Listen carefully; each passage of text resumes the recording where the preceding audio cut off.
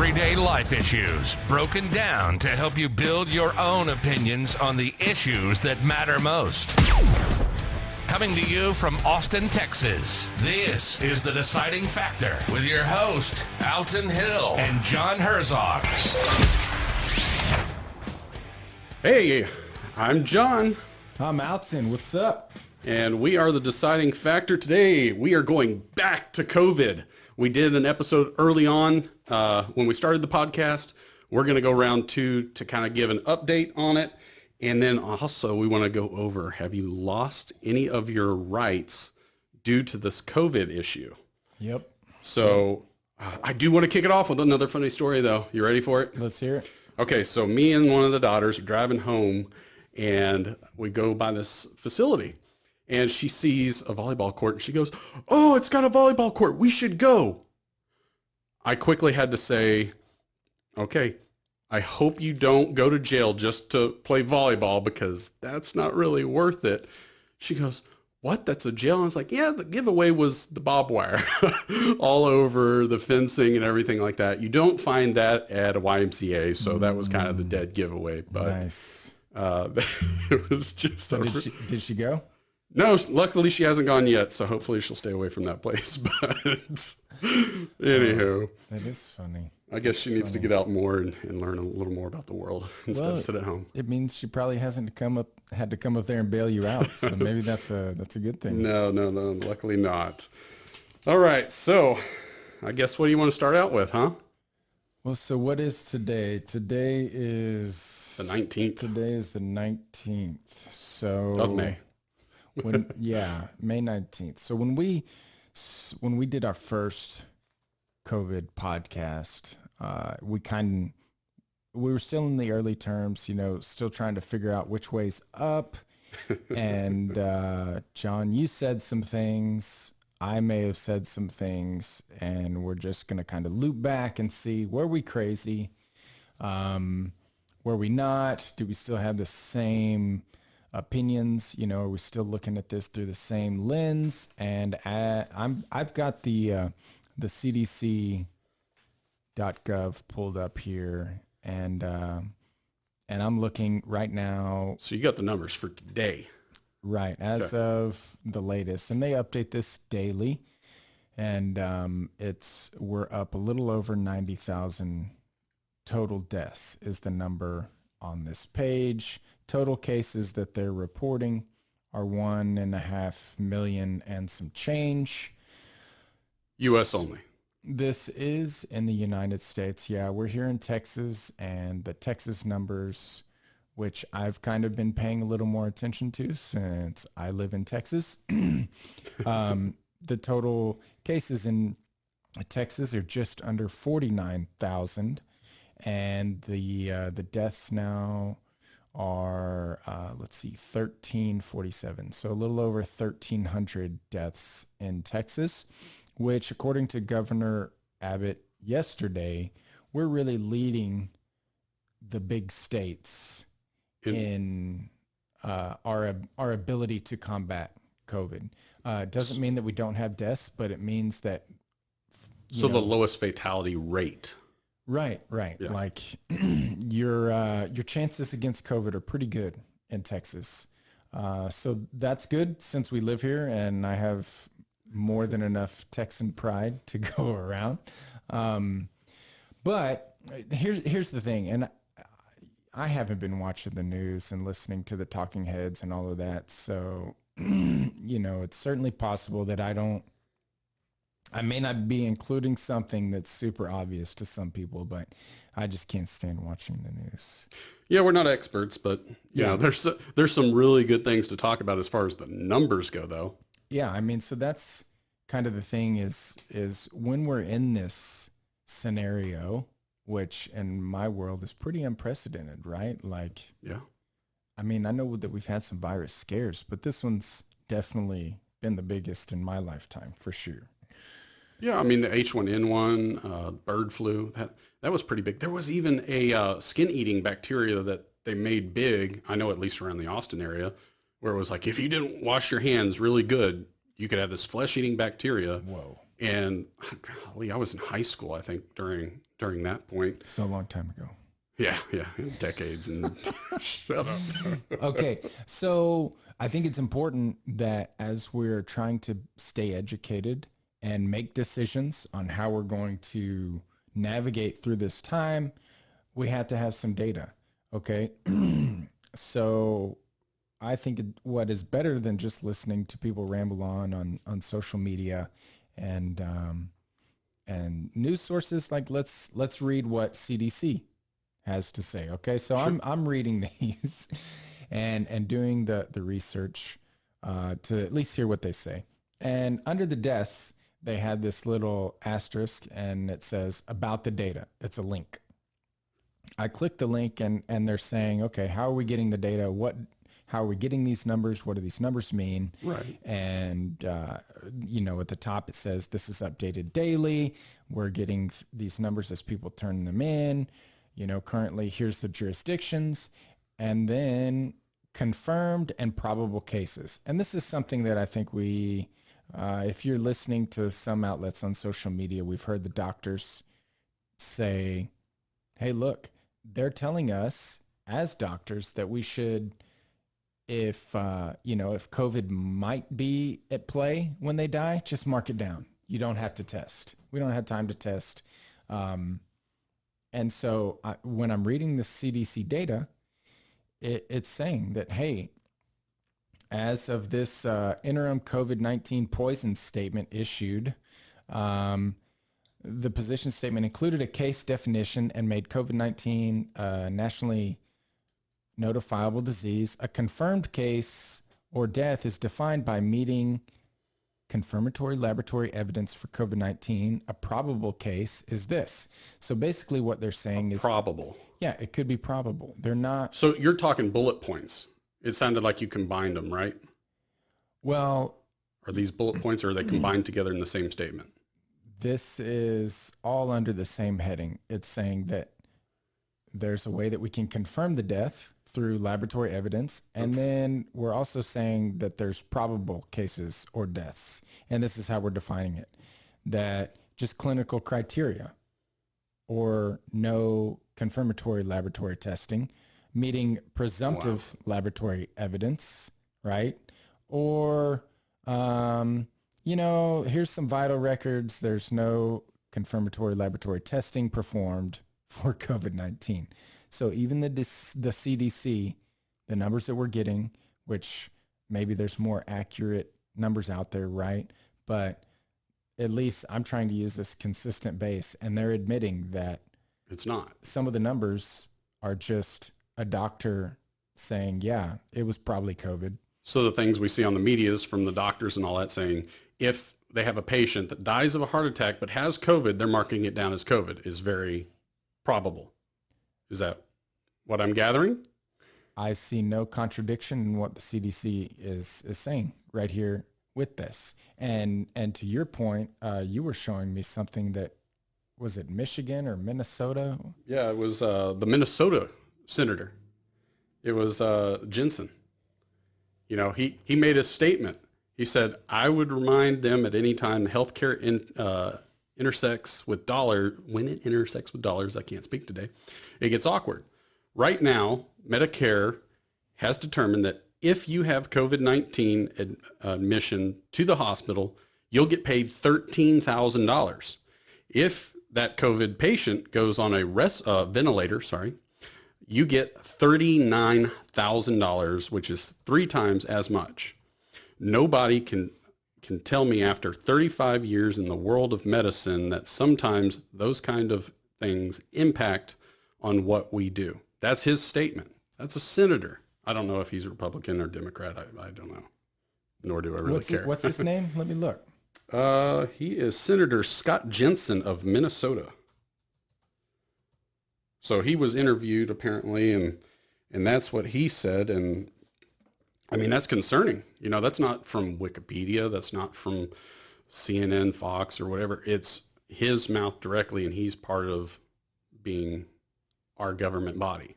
So he's a Republican. Oh, he is. Okay.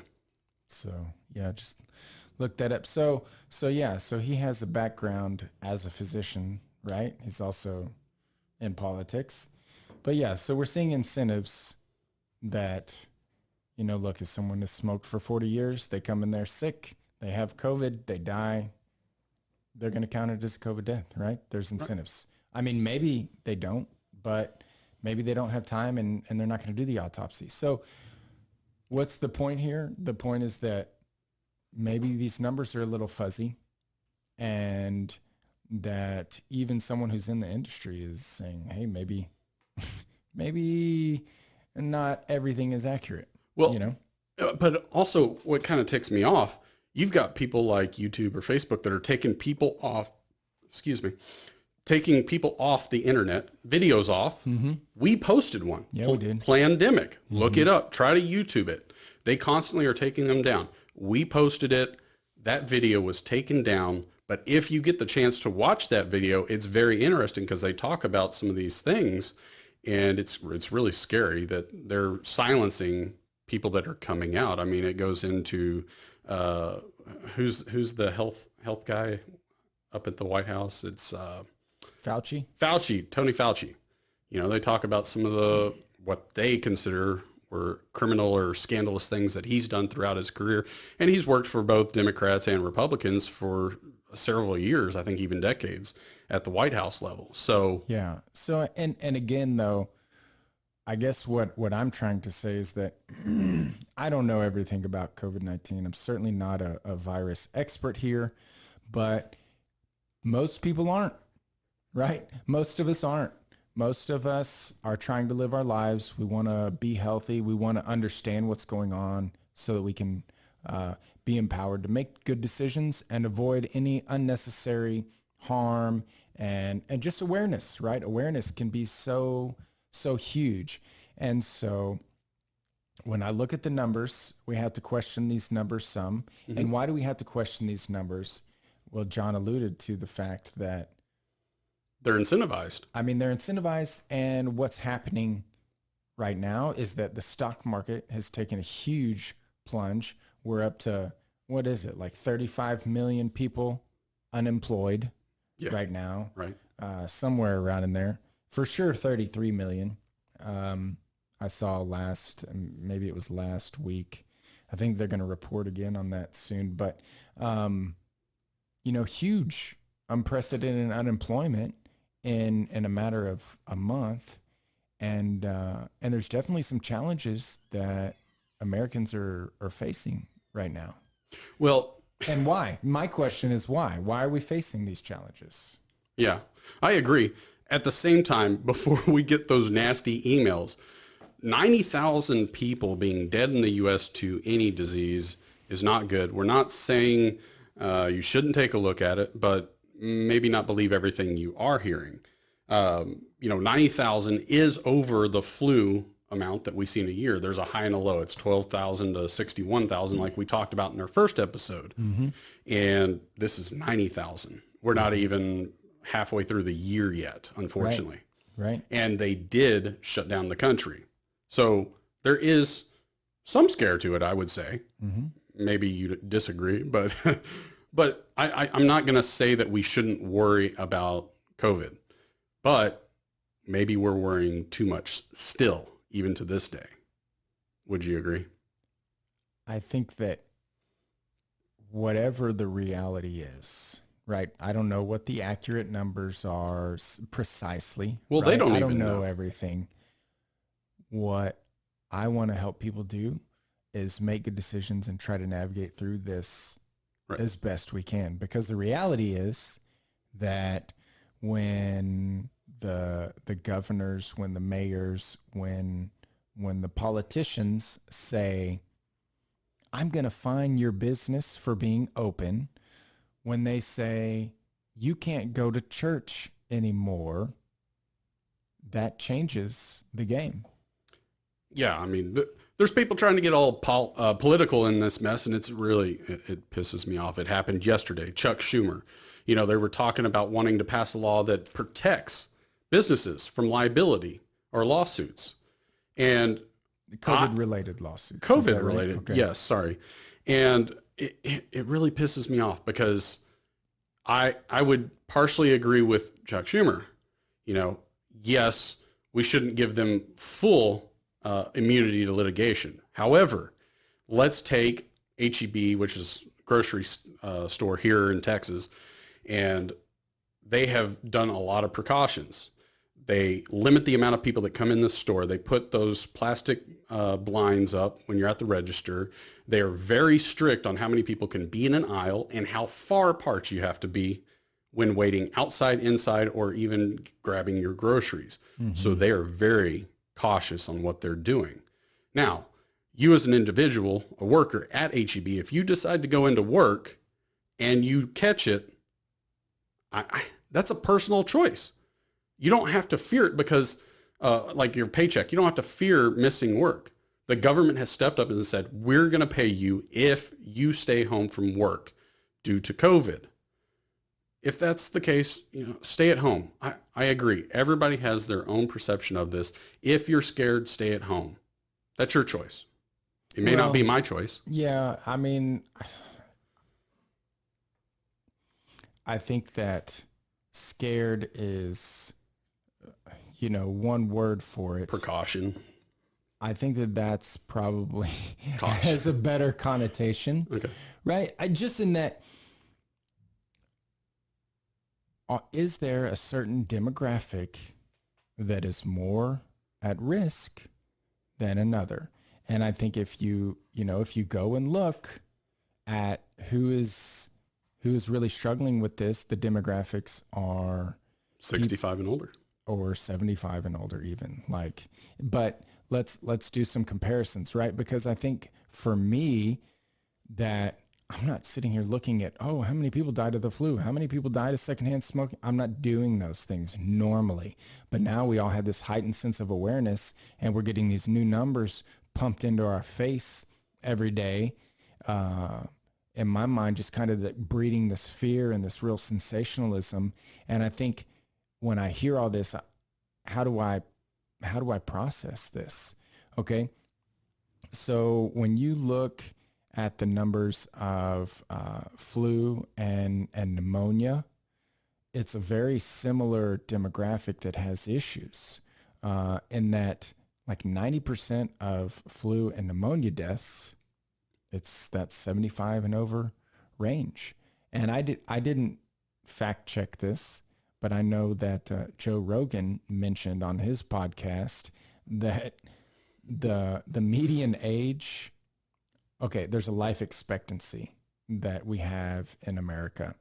And the people who are dying of COVID, the median age is older than the life expectancy. Really? So, again, I am not in any way saying that our older demographic is not valuable or anything. What I'm saying is that if you're that 22-year-old kid that works in H-E-B, you need to know that your risk is extremely low. But if you're 86 and you have diabetes and you smoked for 20 years, you don't want to catch COVID. Well, sure. Originally they were saying people with asthma were high risk. Mm-hmm. They came back and said no. Really? Yeah, they're starting to say no, it's not. The research is changing their opinion on that. So, the numbers are coming out, but my thing is know what your risks are and know that we don't have all the numbers. Even the CDC, if I keep reading this, if I keep going down, they're saying accuracy of data. This is on cdc.gov. CDC does not know the exact number of illnesses, hospitalizations, deaths for a variety of reasons. COVID-19 can cause mild illness. Symptoms might not even appear immediately. There are delays in reporting and testing. Not everyone who's infected gets tested or even seeks medical care, right? Yeah. So, and I mean, that's on the CDC website saying we don't know, guys, we're doing our best, but we don't know. Well, they still don't have enough tests. They have tests that are giving false positives and false negatives. So their numbers are skewed. I mean, we cannot tell you how scary it really is. So, okay, there's some data. If you were not fully aware of what the CDC website's saying, you can check it out on your own. I encourage that. Yeah. Today, though, we're talking about all the rights that we've given up. And to me, I mean, that's what I want to talk about, John. Is that a good thing that we've given up these rights for, even if these are real numbers, and that's what we have to go on? 90,000 dead, 1.5 million cases that they know of. Well, right before you do that, so my comment was about a Democrat, unfortunately, but there has been Republicans and Democrats that have all pissed me off through this whole process. I mean, don't spit your drink out, but I'm honestly pissed off at both sides because they've put political agendas in front of taking care of this issue and getting us on track. You don't say. I don't say. I know we've got some other examples we can give you, but we don't have time for that in this show.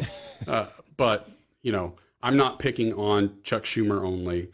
I partially agree with his statement, but I think they need to really look at giving some relief to those companies.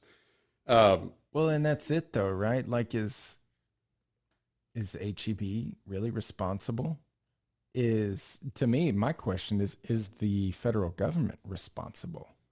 I think that these politicians think that they're responsible. Yeah. I in no way hold a politician responsible for these, if it's a virus. Well, it seems like they're immune from most things anyway, so. I mean, should we work as a country to... We should, but how do you get them to do it? Well, my deal is that, I mean, when you start fining businesses for being open on orders, I got a big problem with that. I do too. I got a big problem with that. So I didn't have a chance to spend all my time looking at every state individually or the federal government as a whole, but I will guide you to the ACLU of Texas, which is American Civil Liberty Union of Texas. So it actually gave me some good information. So this whole time, I really don't care about our local or state government, man. Don't get in my way. Don't tell me what I will and will not do. You want to put tape around the playground for my kids to play on? No, dude. I'm sorry. I mean, that's just, how is that acceptable? That's where I really struggle with people that's acceptable for. Yeah, let's just board up. I mean, right now, you know, the swimming pool locked up, right? Swimming pools, they're just now saying that I think Friday bowling alleys can open. Now your government's telling you that your business can open again. Yeah. And I don't see how that is acceptable. And I feel like people have just swallowed that pill and it's fine. Yeah, it's fine, Alton. Why are you so upset about this? It's for the greater good, man. Well, I think they're also worried about everybody's feelings in this matter. And I think too many people are worried about other people's feelings. The CEO of YMCA, he was out yesterday talking on the news, and, you know, he says we're going to open up our pools and everything one at a time based on the community. And I bet you 10 to 1, it's all based around the kind of feedback they get from the community and whether they're whining and crying about it or if it's being accepted in that community. But that to me makes perfect sense, right? I mean, I run a business, okay? And if I have a product that is, let's say that my product is Facebook ads. If nobody wants Facebook ads, I should stop selling Facebook ads. It's that simple, right? So if you have a pool and nobody wants to come, okay, then your job as a business is either, pour dirt in there or shut down and start a new business, start an online gaming company because nobody wants to swim in a pool anymore. Yeah. Fine, right? But it's the business's choice, not not the governor, not some judge, to just pencil whip these businesses and turn them into criminals. Yeah. Right. I mean, and that's something that I've struggled with the gun laws. Right. It's like you just pass a gun law and now you got all these people that we just wrote them into criminals. Yeah. And a business owner. Right. I mean, we have salon owners getting arrested for opening their doors to cut hair. Yeah. It's insanity. Yeah. How are people okay with that? I don't know, but it also it kind of makes me laugh when you think about these companies reopening. A lot of them are paying for cleaning services to just get that sticker on the thing that's set on their door that says, we've been sanitized by so-and-so. Guys, your office has been shut down for probably a month, maybe longer. Guess what? COVID doesn't sit around and just sit in hibernation wherever it was. No, it dies off on surfaces. I believe it's 48 hours. It might be 72 hours. Still, you've gone a month with no one in that building, but you feel like you've got to save that person's feelings, making sure that they feel like they're safe, to sanitize a place that has been dormant for God knows how long. Look, sanitation is good, right? But understand what are you doing, right? And that's what purpose are you serving? I mean, it's good to have sanitized things, right? But if you think that you're keeping people from dying from COVID, that may not be true if no one's been in your building for a month, right? Like that's the thing, is that we're so wrapped up in this pandemonium. But I want to go back to this girl who got arrested for cutting hair in Dallas. Oh yeah. Which goes against everything I hold dear as a freedom-loving American, and I'll be the first to say that I put freedom over safety every time. Like, if you knew how many times people have told me, like, we're all saying goodbye, all right, be safe. I've gotten that 1,000 times, and every time they said, I'm like, who are you to tell me that I should be safe? Yeah. Like, that's what I'm thinking in my head, but I just smile and be like, yeah, okay, love you too. Because that's what they really mean when they say be safe. They're saying, I value you. I want you to be okay. And I agree. All of my friends, I want them to be okay. But I also don't, I go motorcycle racing or whatever, doing jujitsu. I've been, everything's busted, broken, but I'm living life, right? Yeah. So it's okay to be safe, take some precautions, but man, when you start putting people in jail for cutting hair, if that's not a wake-up call to you as an American citizen, you need to open up your history books. Yeah. And go back through our Declaration of Independence, and you need to remind yourself what tyranny is. Yeah. And what made it even worse is that when she went before that judge, he said, you need to apologize for, violating these orders and, putting other people at risk and all of this. And she's like, I am not going to apologize for trying to feed my family. Now, many people, I think, are saying that this was a publicity stunt. Yeah. But he's like, look, if you'll just apologize. And she refused to apologize. He's like, I'm putting you in jail. But she wasn't putting anyone at risk other than the people that want to take that risk, right? I'm That's their choice. In agreement, and the fact that what really triggers me is he's like, bow down, kiss the ring, and we'll just brush this under the carpet. And to me, that's so tyrannical. Now, luckily Abbott did get her released. Sure, he stepped up. I don't know if she's exempt from all the charges.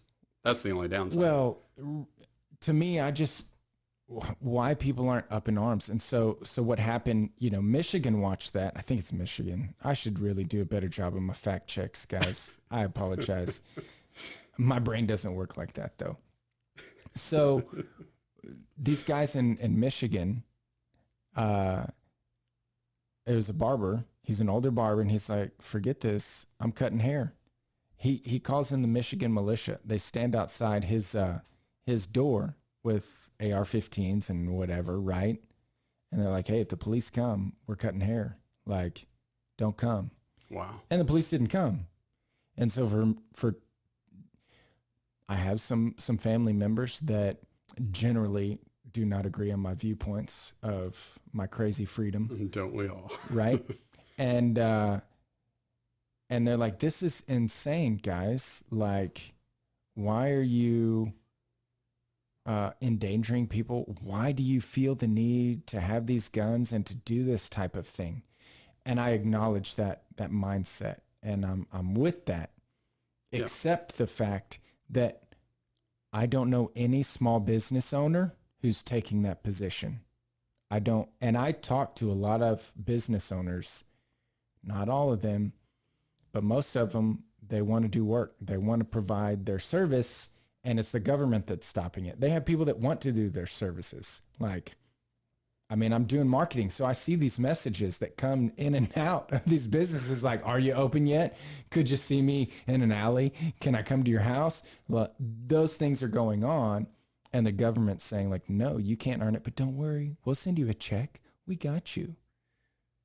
Yeah. I mean, government is literally buying your freedom. They're saying, oh, you want freedom? How about we send you a check instead? And you do what we say. And man, if people aren't just gobbling it up, hook, line, and sinker. Yeah. Well, you have to remember when they first started doing all of these stay-at-home orders and everything, let's start with the White House. They set guidelines out. It wasn't demands. It wasn't orders. It wasn't a law. It was just simply, here's what we suggest. Then the city started giving out other guidelines that they were going to try to follow before orders started coming out. Mm-hmm. So like even the company I was working for, the city, Travis County, they said only essential workers. Our company wasn't essential. We weren't shutting our door because guess what? In the guidelines, it was recommended. Sure. It was asked. Yeah. It wasn't told. You weren't going to get a fine.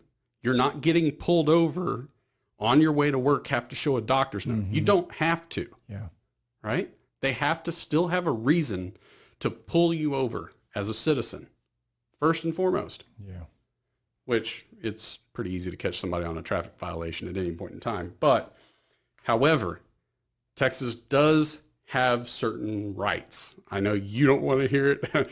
I didn't want to hear it, to be honest with you. But apparently there is, for the state of Texas, a Texas Disaster Act of 1975, which allows local and state governments to respond to emergencies which do include pandemics. Now, what that does is it allows them to create emergency management plans and things that would control movement of people. But in quotes, it says it has to be necessary for preservation of life or other disaster mitigations. So you have to have something there. Mm-hmm. But then, it goes back to, are these numbers legit? Are they skewed? How can we really trust it? Well, and to me, like, and I'm hearing you, right? And there's also martial law type of things, right? Emergency where Sure. It's just so bad. We're like, well, But that's meant for war primarily, right? Right. But that's what we're talking about is where do our rights fall in on that? And just because someone made some declaration does not make it right. Right. I mean, just because there's a law, that doesn't mean that it's moral. Right. Right. And so we have to check ourselves and say, okay, there's the government. And I know that there's a lot of my Christian friends too, that would say, hey, there's plenty of verses that I know Alton doesn't, they're not my favorite verses in the Bible that talk about obeying the government, right? And that the government was meant for good. And I'm all in on that, right? Until it's not, right? And that's where you have to really, I think everyone has a different idea of what their ideal society is and what they're willing to do. And but if, I'm bringing up Christians, right? I mean, in Jesus' apostles, he had a Jewish tax collector and a zealot. Yeah. Following him, right? Which is kind of, the zealots were the ones who were trying to basically, the word's failing me, but basically they're like terrorists for the Romans, right? They were fighting the Romans saying, hey, you didn't take us over. We are not going quietly. And so I get that, but at a certain point, the government really starts violating your rights, and they will continue to do that if people don't speak up. Well, even the ACLU of Texas, they go on to say the government power is not unlimited, so every measure that they take is still up for scrutiny and can still be examined in court. I mean, the government can get some pretty bad lawsuits. Sure. If they screw up and overextend their power. Which is why, like you mentioned, Hays County says on their Facebook page, hey guys, look, and in their words, because I hate hearing essential workers. That's another trigger for me. We're all essential. We all make the economy work. You see that, you look at the stock market and you can realize what happens when government declares people essential and non-essential. So, oh, don't get me started on Hays County, because they wanted essential workers to go out and work, but they didn't want their kids to be babysat. Yeah. So they shut them down. But the cop said, we're not pulling you over. We're not enforcing this, this thing. And then even today, I'm watching in New Jersey, these guys are, it was a gym owner. He's technically violating the orders, and he's opening. He's got all these gym people there, and the cops are there, and they're keep coming back. And here's your $1,000 fine. Oh, and wow. then now they arrested somebody today because everyone's standing out there protesting. It's a peaceful protest, and then the cops get in there, and now they're yelling, and then some guy bumps into a cop, and it's just a lot of escalation, right? Wow. It's a fight against the people versus, the governed versus the governors, right? And then even one cop has in Seattle, he voiced his opinion against the other cops who were just going and beating on people for walking down the sidewalk. And he got fired. He got fired because he's like, hey, my boy's in blue. You don't want to fight against the American people. And if you keep abusing your privileges, I'm telling you, you're going to find yourself in a place you don't want to be. And I want to be a voice saying that I agree and that we got to be careful. Well, you can still be smart. So going back to, if you do get pulled over, right, you still have rights. You don't have to say anything. Mm-hmm. What did I get pulled over for?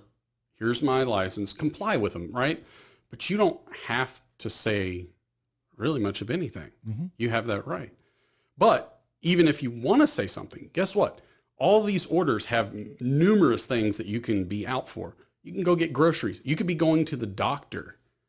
You can have a slew of things that you can list, and you're perfectly fine. They can't do anything. How are they going to prove it? Right? Oh, sure. So, but even then, if you look at, sorry, I got away from the mic there. If you look at the actual, what could happen to you at the worst, if you get cited, you could have a fine up to $1,000 or as much as 6 months of jail time. The fine's not too bad, but here's the thing. A lot of these cops are not going to throw you in jail for breaking these orders.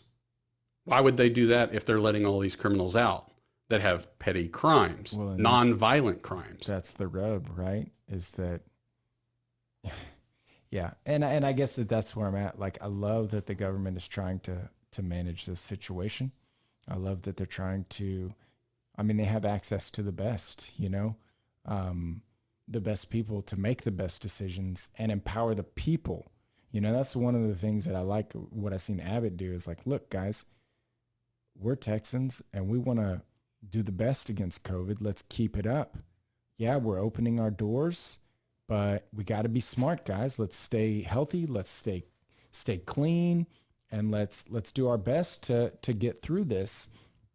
And I love that idea of facilitating the people to make the right decisions. Not, oh, you're sheep, we're the leaders, you shut up and sit in your house until this is done. Your business is not essential. And if you think it is, we're going to fine you, and we might throw you in jail if we don't like your attitude. Yeah. I think that generally speaking, everyone's okay with saying, I'm going to be a little inconvenienced, but like in Dripping Springs, the Sky Cinema just closed the doors. And they're like, Really? and in their message, they're saying, hey guys, due to COVID-19, we lost a lot of revenue. We tried to work it out with the landlord. We tried these things and it just hadn't worked. We got to close our doors permanently. And I just wanted to scream, it's not due to COVID. It's due to the governors forcing you to shut down. Yeah. The people, the government forcing you to shut down. It's not the virus. There was no virus in there killing people in the theater. Now, someone would argue and say, yeah, Alton, but it's the greater good. And they probably would have if they were open. And one business going out is better than, better than people dying. Yeah. I agree with that, except for, again, like I said, how many Amber Alerts have you gotten in the last couple of weeks? We were talking about that. We had one per day for the last 3 days. Today's the first day in the total of 4 days that we haven't gotten an Amber Alert just yet. And we still have the rest of the day. And I'm just saying, why is that? You gotta wonder, well, with, 33, 35 million people unemployed, that puts a lot of stress. I have a client who is a divorce attorney. Man, he's just raking in the money because people are getting more and more divorced, right? Suicides, child abuse, all of these things are going up. They're all side effects that are not being counted on this CDC report. It's a reality. It's not your attorney, right? Nope. Well, Heather's not finding out through the podcast, is she? No, but it's funny if you've been keeping up with us. I think our last podcast was about the stock market, right? Anyway, one of them was about the stock market, and Heather and I are both on the phone with him. He's a divorce attorney, and he's like, yeah, I just got a new one today. Wife's fed up because the husband's, just put all the money on options and lost all of their stuff. And Heather and I are just looking at each other like, oh, that crazy guy. And I'm just like sweating bullets. So this is going to be our last podcast then, is what you're saying. No way. It's all good. But the reality is there's a lot of these side effects that are not being quantified that are, like we talked about last time, they're definitely an indirect issue with this. And the financial sector really wrecks so many things when the economy's down. So, you take away our rights, you take away our money, and I'm not happy about it. Yeah, I can see it. Well, I think we can get to our point pretty quick, I think. Yeah. So if you're ready, here we go. Let's do it. Now it's time for our deciding factor. What's your deciding factor, John? All right. Calling you out. Okay. So this has COVID taken away your rights? I think a lot has been lost. I think it really actually comes down to more of the people letting it take place more than the government doing it. Oh, man. I mean, it comes back to wording. Like I said just a little while ago, they didn't tell you couldn't do a lot of these things, especially early on. It was guidelines. It is not a law. It's not an order. Nothing that they have put out there has been a law. How do you get a law, Alton? How does it get processed? It has to go through legislation, right? Whether it's the state, the local, or up at the big house, Congress, the Senate. It's got to go through those first. None of these are that way. Now, yes, I said there's a disaster act of 1975 here in Texas. Look up your own laws in your state. I really recommend get caught up on what has gone on, what you may have given up and you didn't have to. Pay attention Pay attention to the wording. Wording is key. However, it's due to these certain people that whine, that cry, that, didn't pay attention, that have really cost a lot of us our rights, I would say. Mm-hmm. So Texas started opening up. We were one of the first, right? We're already on, Governor announced it yesterday that we are going into phase 2, right? So we're moving on with life. I think there's only 3 phases, right? It's either 3 or 4. But right away, there were people whining and crying. I would love to use some other language, but I want this podcast to still stay semi-clean. But, Austin and surrounding counties, we have about 2 million plus as far as our population goes. Out of that, we only have almost 3,000 cases. That's it, right? Some may say, oh, well, that's high. Oh, whatever. Here's the problem. There's people whining and crying, saying we should stay shut longer. And guess what? All those surrounding counties, including Travis County, which is where Austin's in, there is only 83 deaths. Looked it up this afternoon. 83 deaths, and you say you want to keep our country, our state, our city closed for 83 deaths in our area. I'm sorry. That's unacceptable. I need to get to work. You need to get your business back up and running. And there's other people who are dying at home, becoming alcoholics, who are dealing with all these depressions and everything, because guess what? Counselors aren't taking patients right now. They're sitting at home doing nothing. The counselor that our family has used in the past, she's not open. Mm-hmm.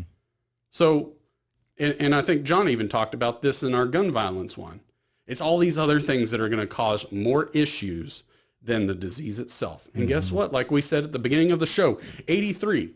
That's what they counted so far. How many died of a heart attack instead of COVID? Yeah. But they had COVID, so they wanted to get some of that money that we talked about, the 13 or the 39. Okay. Mm-hmm. So enough is enough.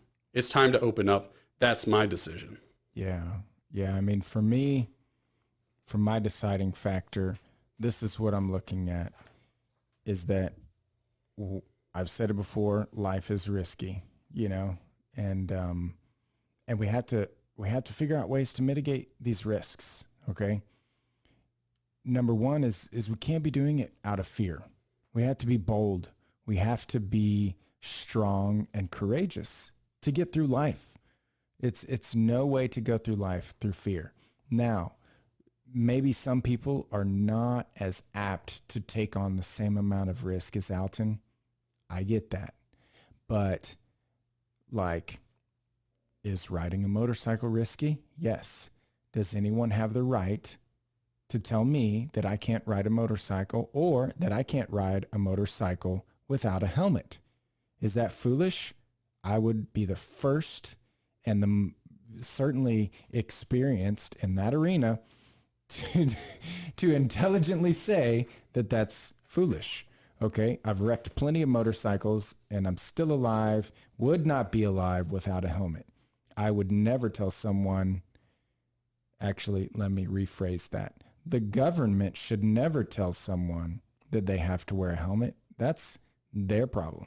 Alton, as an individual, would gladly tell anyone who's not wearing a helmet on a motorcycle that you're dumb and you got a death wish. You should put one on. But I would also, if any cop said, hey, you have to wear a helmet, I'd say, you need to shut up. And I've been pulled over in Austin, because my visor was not down on my helmet. I had 3 cops pull me over and say, you got to have your visor down because you don't have on eye protection. What in the world? Yeah, it's a city ordinance, man. Yeah, it's an excuse to pull me over. That's what it is. Ridiculous. Yeah, but you might get a bug in your eye and then swerve into some car, cause an accident. You got to have a visor. I was just like, this is crazy. Okay, how much power are we giving this ruling class? Okay, and that's what I want to draw people's attention to. Is that does that make sense in your head that I should wear a visor on a motorcycle? Sure it does. But should we give the government a right to prosecute me and pull me over as a citizen for that? No way. Okay. The other thing is, Are people dying? Are people getting old and dying? They are. It happens. So do people die of natural causes? Yeah, they do. Okay. Are there things that can happen that take life prematurely? I would say that there are. Are there things that, so what am I saying? Let me get more specific. You know, my grandfather, he had a heart attack at like 76. Okay. He drove himself to the hospital. They gave him, they gave him triple heart bypass, right? Cut open a sternum, did the whole thing. He lived to be 96. Oh, he did? Yeah. Died of pancreatic cancer. I thought the story was going to end right there. Wow. No, I'm saying that like a heart attack is a natural cause. Right. Thank goodness for doctors and our health industry gave him 20 more years of life. And even when he had pancreatic cancer, we're working with the doctors, and I think he lived like 2.5 years, and they were like, man, you got 3 months, pancreatic cancer, stage 4, you're going down. And he's like, we'll see, lived another like 18 months or something, right? Like way outlived the expectation. My thing is when you start wrecking the economy and taking away people's rights, you have, like we mentioned here, these Amber Alerts, these, all these other problems, businesses going out, and all of this struggle that I'm seeing firsthand, that's not natural.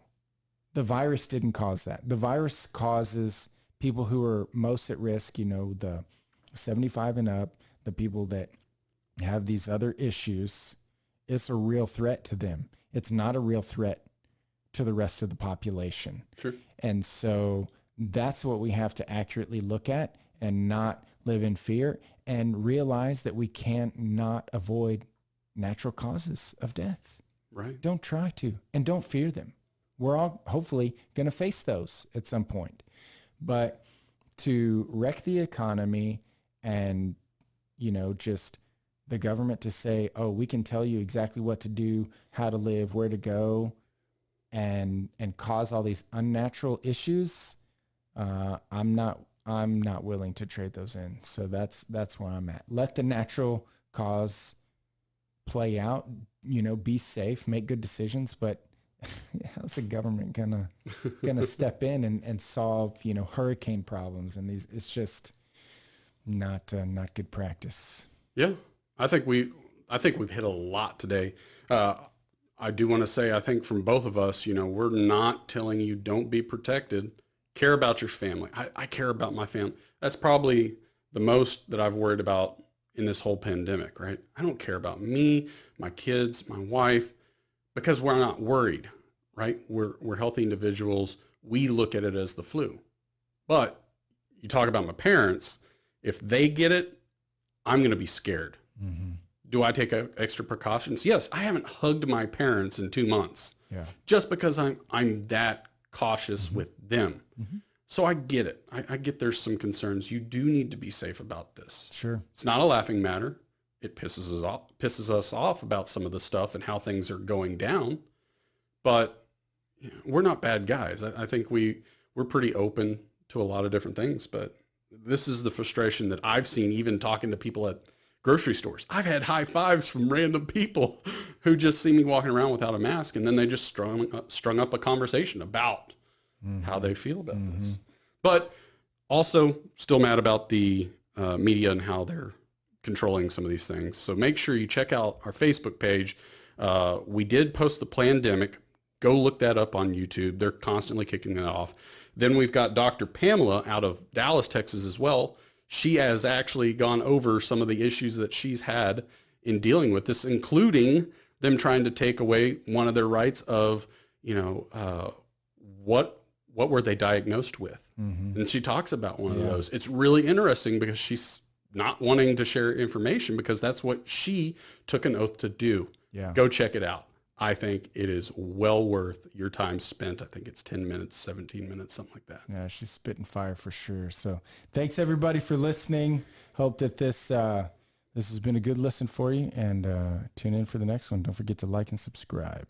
Exactly. Say bye. Bye-bye. This has been another episode of The Deciding Factor, giving you food for thought on real-life issues. Be sure to click, like, and subscribe to this podcast, as well as all your big social media outlets, Facebook, YouTube, and Instagram. Don't forget to check out our website at thedecidingfactorpodcast.com and give us comments and feedback. Until next time, stay safe and remember to keep an open mind.